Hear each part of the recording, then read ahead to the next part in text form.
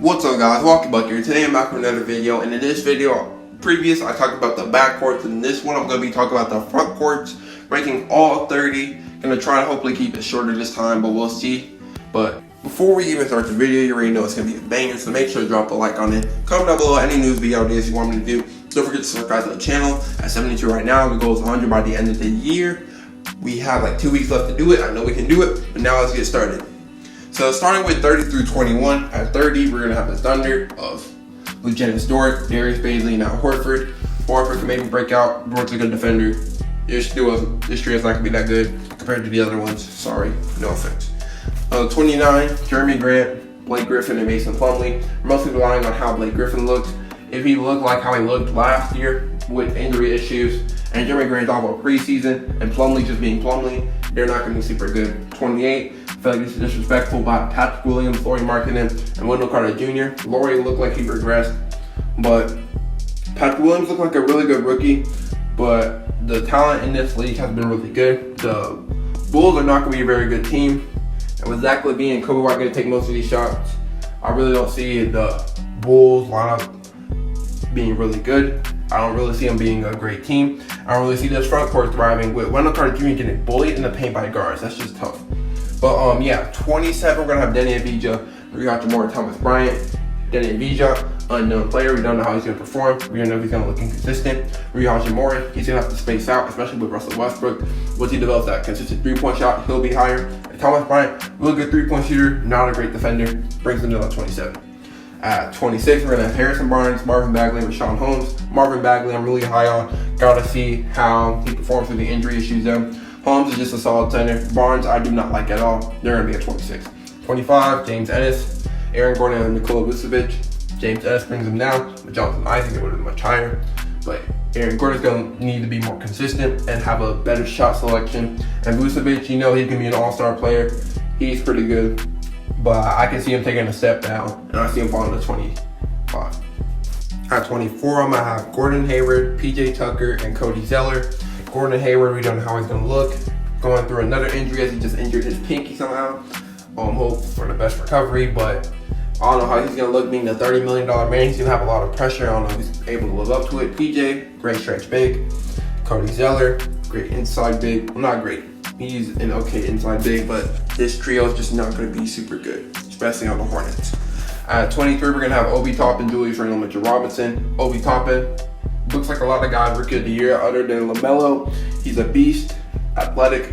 Julius Randle, people forgot that he was almost considered an all-star with the New Orleans Pelicans, and with the Knicks, he still averaged 19 points. He's solid. And Mitchell Robinson, a great defensive bid. If he can get out of foul trouble, that'll be really good for the Knicks. But yeah, I don't have any problem putting the Knicks being higher than 30 at number 23.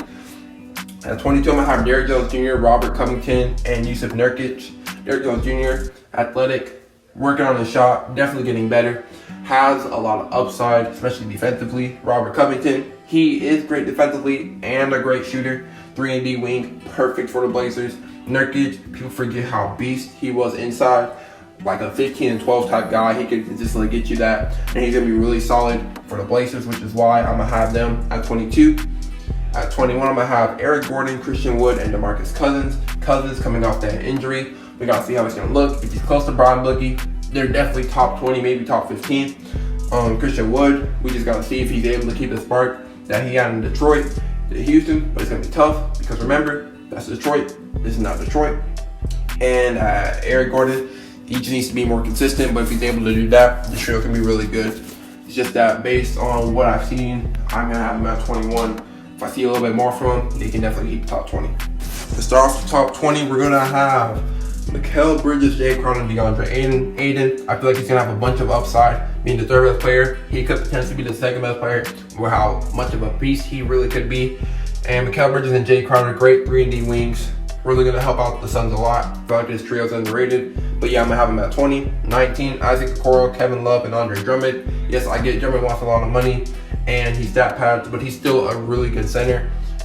Not like top 5 or anything, not even close, but like borderline top 10. Kevin Love, underrated power forward because of how overpaid he is. People forget he can still be a double machine that can space the floor. Okoro, a great 3-and-D wing, looked really good in his preseason, hitting that game winner against the Pacers. I feel like he could have a really solid rookie year, and I feel like putting him at 19 may be a little bit of a reach, but I feel like they're going to be really good together. Cavs being good, not even close, but yeah, they could be really good. 18, Josh Okogie, Juan Hernangomez, and Karl Anthony Towns. Juan Hernangomez brings this down because Okogie's a great 3-and-D wing. Cat's a star. Hernangomez, I don't really know. He's just there. I have him at 18. 17, Josh Richardson, Maxi Kleber, and Kristaps Porzingis. Porzingis is really a stud. People forget before the injury how much of a beast he was with the Knicks, and how much of a beast he even looked like with the Mavs most of the time. Beginning of the season was rough, but he definitely caught on fire. Josh Richardson's going to be a great 3-and-D wing. And Maxi Kleber, a solid floor spacer. Felt like being at 17. I like it there. I'm a Mavs fan, so if you didn't know. 16, Kelly Oubre, Draymond Green, and James Wiseman. I feel like they're going to be really solid. Kelly Oubre could be really good. That's what we saw for the preseason, even though it's the preseason. He's been looking really well.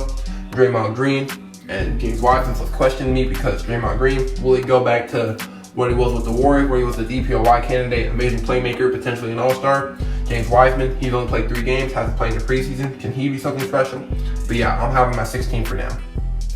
15, Justice Winslow, Jaren Jackson Jr., and Jonas Valanciunas. Jonas Valanciunas is an underrated center. He's been a beast inside. Jaren Jackson Jr., he's a great scorer, baser, shot blocker. Try to get foul trouble like Mitch Robinson, but if you can get out of that, he's gonna be really good. I feel like he has underrated handles for a big man. And Justice Winslow, people don't really remember him, but he's an okay playmaker, and that's all I can really say about him. Like, he brings him down a little bit, but yeah, I'm gonna have him at 15 though. At number 14, OG Anunoby, Pascal Siakam, Aaron Baines. Baines wanted to bring him down. If it was like Ibaka, Gasol, I could have him potentially up to like 12. OG Anunoby's gonna be a really good 3-and-D wing. My pick for most improved player. Pascal Siakam, still a star, still gonna be a beast. Aaron Baines is gonna be a solid floor spacer though, and an okay inside presence. So I feel like putting him at 14 is fair. With number 13 gonna be DeMar DeRozan, LaMarcus Aldridge, and Jakob Poeltl. DeRozan and Aldridge have kind of gone forgotten, but they are a beast of a duo. Forgot how good their inside game can really be. DeMar DeRozan's mid-range shot is cash. Aldridge's post shot is cash. Jakob Poeltl's an okay center. It's really nothing special, but I feel like DeRozan and Aldridge get forgotten about, so I gotta show him love, putting him at 13. At number 12, we're gonna have DeAndre Hunter, John Collins, and Clint Capella. Hunter, 3-and-D wing, definitely caught on in the second half of the season. Keep that up. He's gonna be a really good place. John Collins, a 20-and-10 type guy, not the greatest defender, but is an athletic beast, can catch lobs, is willing to shoot the 3 and can finish inside. Capella can also finish inside and an amazing shot blocker. It's going to work really well in the Hawks system with Trae Young throwing him a bunch of lobs with John Collins. I feel like they're just going to work really well. And just outside the top 10 at number 11, we're going to have Bojan Bogdanovic, Royce O'Neal, and Rudy Gobert, with Bojan being a really good scoring wing, averaging 20 points. People forgot about that. I don't really like him much, but I feel like he kind of forgot underrated for not even being remembered as a 20-point per game scorer. Rudy Gobert, you know I do not like this guy. You saw my Jazz video, but he's an elite shot blocker. And Royce O'Neal, 3-and-D wing, I'm gonna have him at number 11. But to start at the top 10, y'all gonna be mad at me for this, but I'm gonna have the Pels trio of Brandon Ingram, Zion Williamson, and Steven Adams. Ingram, a beast of a scorer. You know that he can score in any way. He's lanky.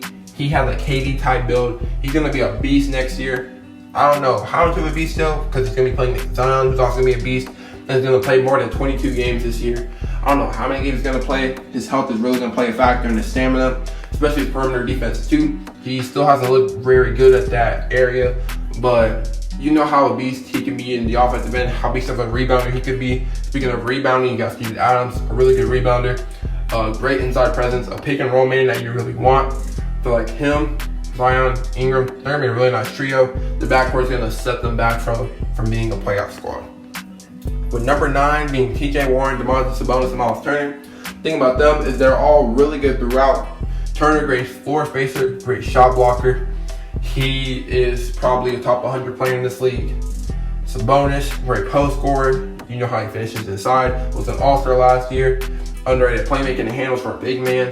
You know he could be top 50 player probably. And TJ Warren's also a top 100 player, having an amazing bubble. But even before that, he was a consistent 18 type point per game scorer. He can score in different levels. Your defense, not the best, but you know Turner got their back. You know Oladipo got their back. Brogdon's a solid defender. So putting them at number 9, I feel like that's fair for them, and it shows that I respect them. Pacers. At number 8, we're gonna have the Nuggets with Nikola Jokic, Paul Millsap, Michael Porter Jr. Porter Jr. is just a bucket, really nothing else. But the fact that he's a bucket in so many different ways at such a high level is such a beast, and he's gonna be unleashed next year, and I'm excited to see how he does. Paul Millsap, a great stretch big, can still defend pretty well. People forget that he's still a great 3-and-D, floor-facing big. And Nikola Jokic, you know what Jokic can do. Amazing playmaker, amazing star, high IQ, can shoot the basketball, but got some post game, got the vision. He basically got everything other than athleticism and defense that your team really needs. I feel like it's gonna fit really well, and I am confident to say near top 10 front court in the league. Have him at number 8. I don't have him higher because at number 7 I'll have Jimmy Butler, Mo Harkless, and Bam Adebayo. The thing holding him back is Mo Harkless, but having 2 stars like Butler and Bam who are able to lead you to a finals, that gotta put you at number 8. I feel like that's fair. Bam, you know what he does, versatility-wise, handle-wise, playmaking, he's a pretty good way. Shooting, he's not the best at. Butler's not the best at shooting, but that's where most Harkless comes in with his shooting and defense. And Butler's a dog defensively too, and is able to lead an offense. Even though he's not the most consistent shooter, he's not afraid to shoot it at the big moments. And I feel like putting him at number 7 is fair. Number 6, we're gonna have Danny Green, Tobias Harris, and Joel Embiid.